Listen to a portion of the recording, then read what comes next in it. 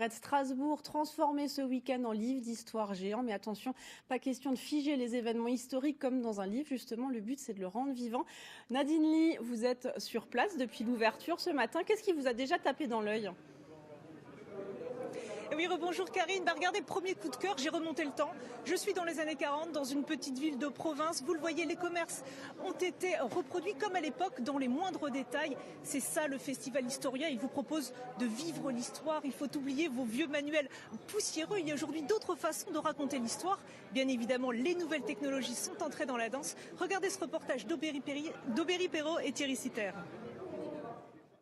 Bonjour à tous et bienvenue sur Parlons Histoire, le saviez-vous ? Un prof d'histoire géo 2.0.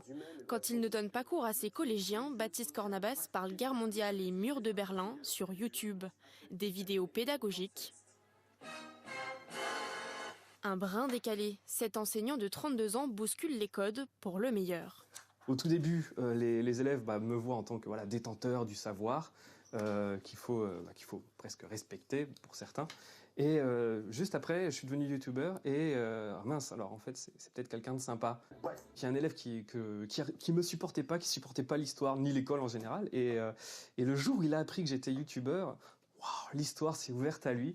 Il est passé de 5 de moyenne à 14 en 3 mois. Cet avant-gardiste consacre une centaine d'heures par production pour raconter l'histoire autrement. Un succès, la chaîne lancée en 2014 compte bientôt 50 000 abonnés.